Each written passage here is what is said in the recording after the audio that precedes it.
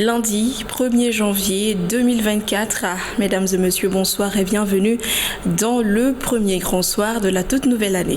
À la une de ce soir, le président de la transition a une fois de plus exprimé sa volonté de faire du Mali un État souverain. Dans son adresse à la nation de Nouvel An, il a rassuré les Maliens d'un lendemain meilleur et promis le retour à l'ordre constitutionnel, la reconquête et la sécurité du territoire national.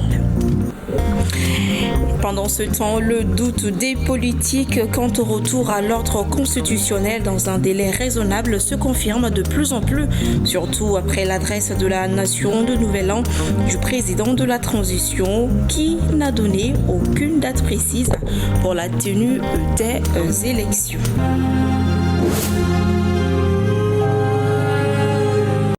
Bienvenue si vous nous rejoignez. Le retour à l'ordre constitutionnel, la reconquête de la sécurité du territoire national et l'assainissement du secteur de l'énergie, ce sont les assurances que le président de la transition, le colonel Assimi Goïta, a données hier aux Maliens à l'occasion de la traditionnelle adresse à la nation du Nouvel An. Je vous propose ici de le suivre avec Amadou Jara et Maliki Diallo.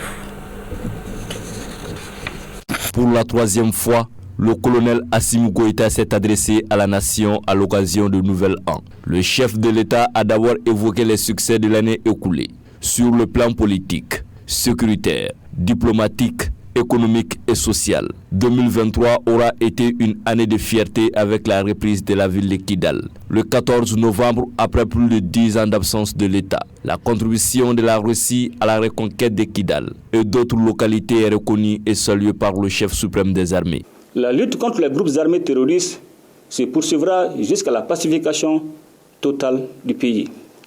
Sur aucune portion du territoire national, il ne devrait y avoir de la place pour ceux qui ont décidé d'attenter à nos terres et à la vie de nos populations. Je voudrais ici remercier l'ensemble des partenaires nationaux et internationaux qui ont appuyé notre pays dans le domaine sécuritaire.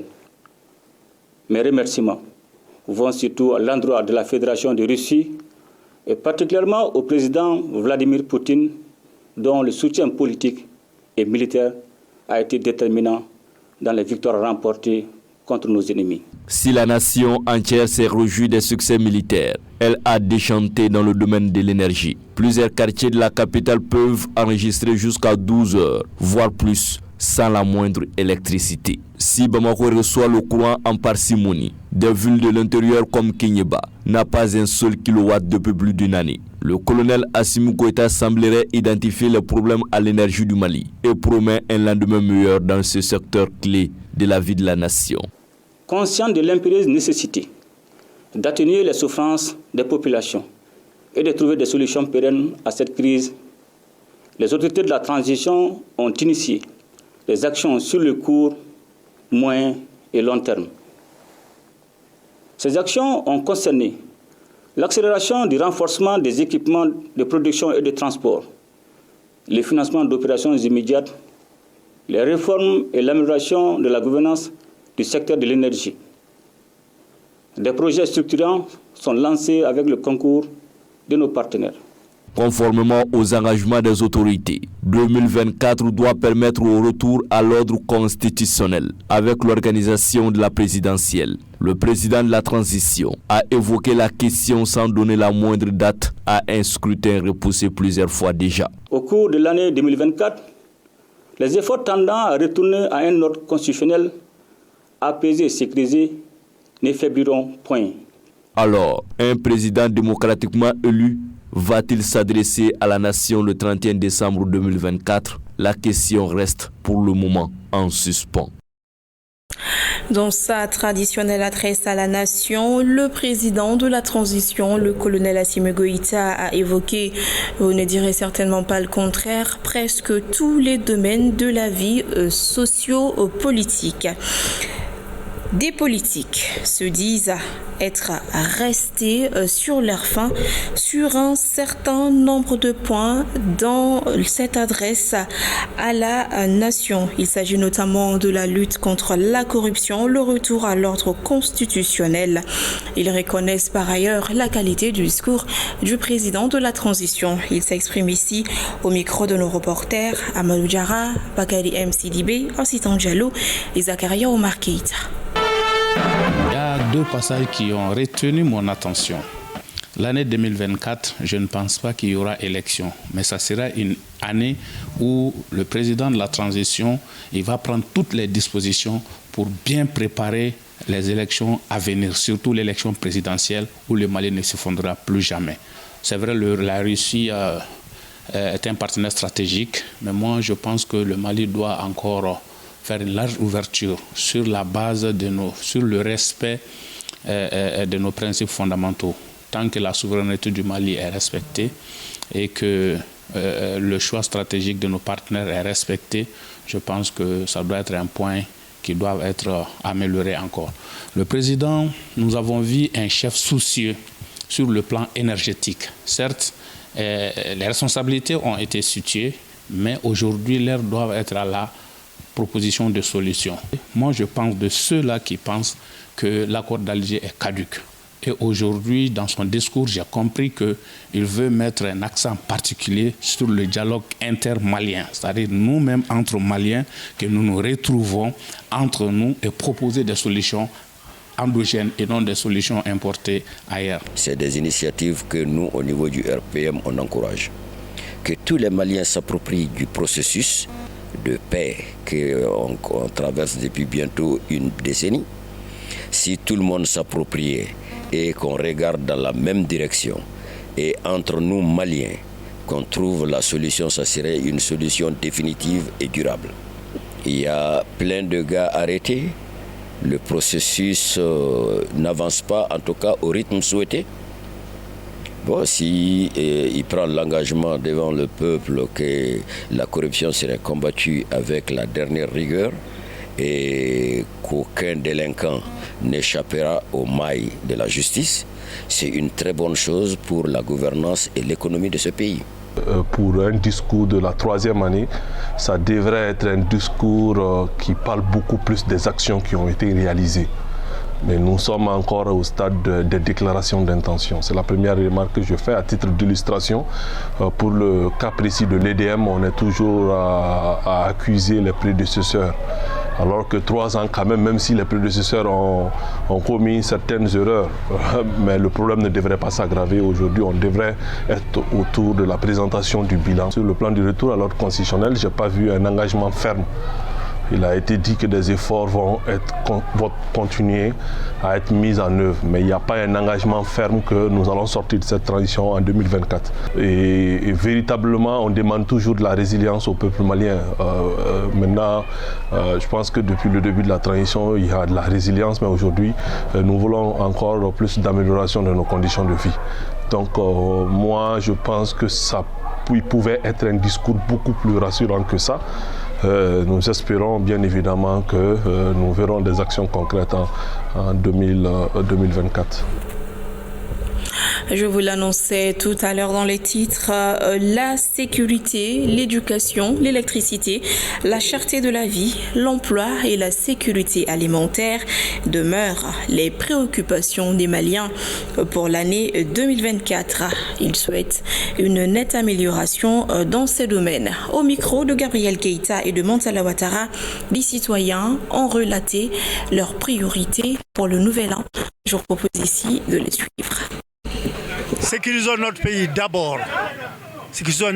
L'électricité, moi qui parle, j'ai plus de bientôt 70 ans, sinon plus. Donc, nous n'avons pas connu l'électricité. Ce n'est pas une raison pour dire que le pays ne doit pas avoir l'électricité. Je veux dire que nous devons améliorer au fur et à mesure l'électricité. L'école est à la base de tout. L'école n'est pas négociable. Nous devons refaire une école qui permet à nos enfants qui sortent des classes de travailler immédiatement. Pour cela, la formation professionnelle est et restera pour un pays qui voudrait émerger un jour la priorité des priorités dans tous les domaines. Alors, en dehors de cela, les professionnels de l'école, c'est-à-dire ceux qui sont dans la santé, qui sont des professeurs, qui sont des éminents intellectuels, eux aussi doivent faire en sorte que nous ayons la crème des crèmes de l'enfant de demain qui sera un grand homme, qui sera un grand intellectuel pour le devenir de notre pays. Ce que moi j'ai à dire à ce sujet, bon, vraiment, nous les Maliens, lambda, on veut un changement. On ne veut pas que 2024 soit pareil comme 2023, parce qu'en 2023, ça a été vraiment compliqué pour tout un chacun. Ça a été super compliqué. Bon, et on est tous des Maliens. Voilà, et on veut que les choses bougent, que les choses changent. Parce que présentement, c'est compliqué. Il faut un changement. On n'arrive plus à manger. Tout est super cher. Il n'y a pas d'électricité. Il n'y a pas d'activité. Bon, c'est compliqué. Il faut un changement, forcément. Il faut vraiment un changement. C'est ce que nous, on veut. On attend beaucoup de choses sur eux. Bon, la réussite totale. Puis déjà, il y a beaucoup d'espoir. Il y a beaucoup d'espoir. Et puis, c'est promettant, quoi. On est très confiants d'eux. Puis, Inch'Allah, ça ira. Bon, en 2023, il y a eu beaucoup de défis à relever. Bon, cette année, Inch'Allah, ça ira.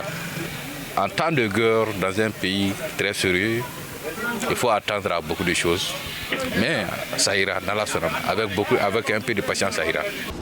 On doit travailler pour que notre ressources de développement, telles que l'agriculture, l'élevage et la pêche, doivent être améliorées pour pouvoir donner à notre population de manger à leur faim. Par ailleurs, la 19e conférence nationale de l'ADEMA, PAJ, sur la redevabilité et la gouvernance vertueuse, tenue le samedi dernier à Bamako, a été l'occasion pour certains partis politiques invités de s'exprimer sur ce sujet, mais aussi de souligner la nécessité d'un véritable changement. Lolo Madibati. Ils étaient nombreux, les leaders des partis, à répondre l'appel de l'ADEMA-PASI à l'occasion de sa 19e conférence nationale. En leur qualité de partis invités, ils n'ont pas laissé passer l'occasion d'exposer leur vision et faire des propositions pour une offre politique renouvelée. Pour certains, la nécessité de constituer un front uni pour la classe politique s'impose.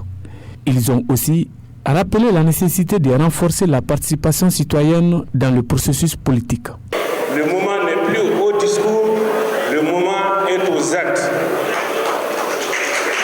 Je voudrais qu'ensemble, avec l'ensemble des délégués des partis ici présents, que nous privilégions ces actes et que nous allons à la constitution d'un grand ensemble politique pour notre pays. Il faut également des mesures à hauteur. Et la seule mesure à hauteur, c'est le rassemblement de toutes les forces patriotiques et démocratiques de notre pays pour aider le pays à s'en sortir. D'autres ont fait des propositions concrètes pour promouvoir une gouvernance vertueuse. Pour eux, la solution réside dans le changement des pratiques dans notre pays. Nous devons aussi, de manière lucide et objective, regardez ce qui n'a pas marché les dernières années dans la gouvernance de notre pays. Il y a eu des erreurs, il y a eu des fautes, il y a eu des insuffisances. Erreurs, fautes et insuffisances qui nous ont amenés là où nous sommes aujourd'hui. Nous devons avoir la lucidité de le reconnaître. Et nous devons avoir le courage de faire les changements, de proposer les changements nécessaires aux pratiques démocratiques de notre pays. Pour y parvenir, le premier candidat déclaré à la prochaine présidentielle rappelle qu'il est nécessaire de développer une offre politique plus inclusive en favorisant le droit à la parole et en limitant la provocation des partis politiques. Ils ont redonné à tous les citoyens maliens, en leur accordant la parole, le droit de parler, le droit de s'exprimer, c'est ce qui concerne la nation. Ça, nous vous le devons. Si nous sommes là aujourd'hui, peut-être que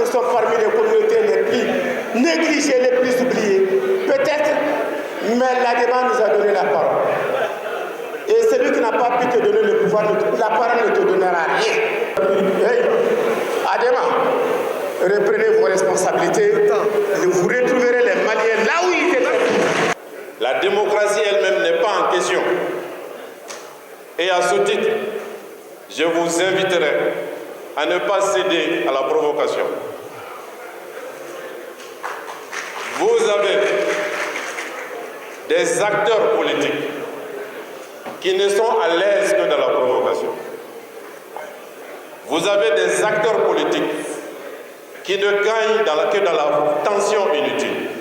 Cette conférence a été une véritable tribune pour les partis invités pour faire part de leur perception de l'avenir politique dans notre pays. À l'instar des autres capitales du monde, Bamako a célébré la fête de fin d'année.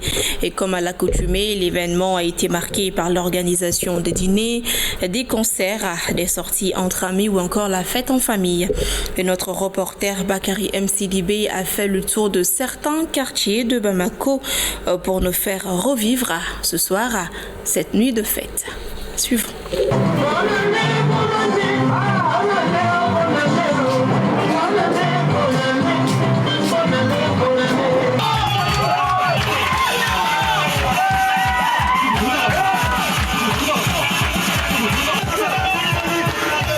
Originaire de la région de Ségou, Mustapha Diarra, âgé de 18 ans, et ses amis ont organisé cette grande soirée dansante comme ils ont l'habitude de le faire au village les nuits du 31 décembre.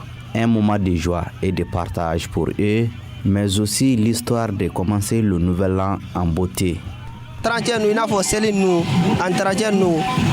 Comme à chaque occasion, nous nous organisons pour fêter ensemble. La fête de fin d'année, comme les autres fêtes, c'est le moment de grande réjouissance pour nous, comme vous pouvez le constater. Nous sommes tous motivés pour commencer l'année 2024 en beauté. Bonne année à tous les Maliens.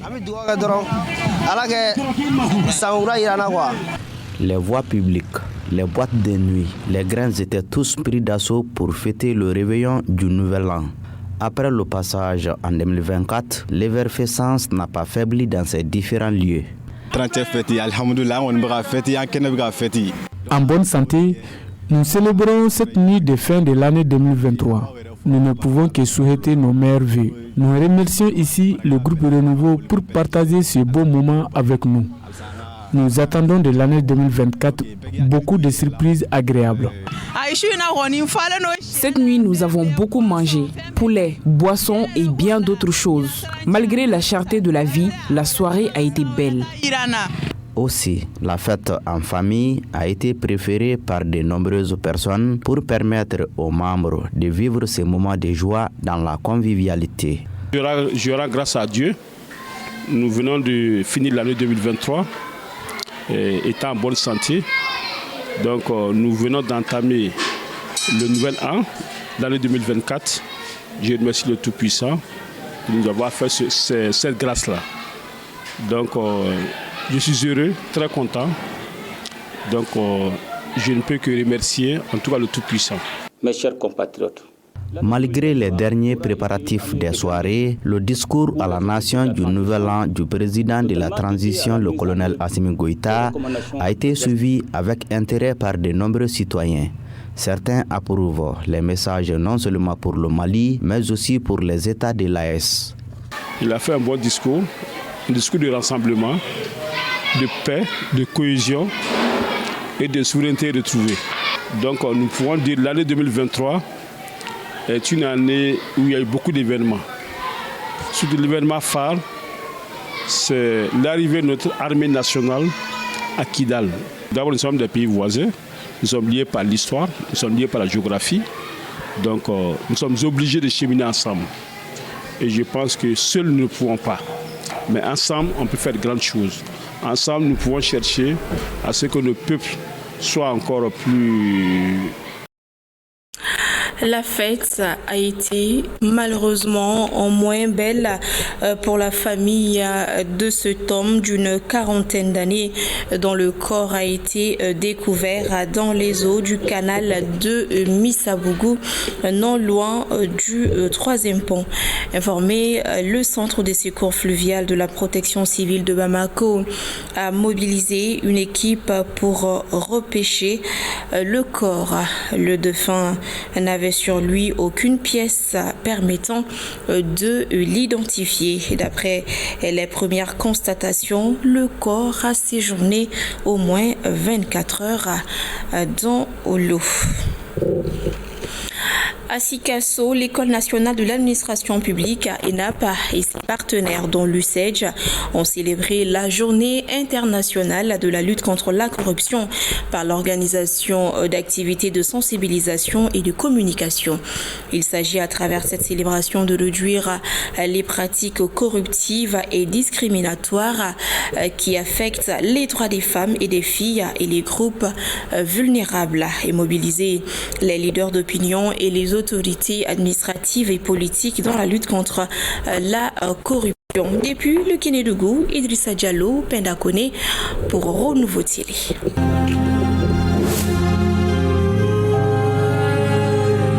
Elles sont venues d'un peu partout du Mali pour prendre part à la célébration de la Journée internationale de la lutte contre la corruption à Sikasso. Il s'agit à travers cette initiative de mobiliser plus d'acteurs autour du phénomène afin de réduire les pratiques corruptives et discriminatoires à l'égard des femmes et des filles opératrices économiques pour le développement et la paix.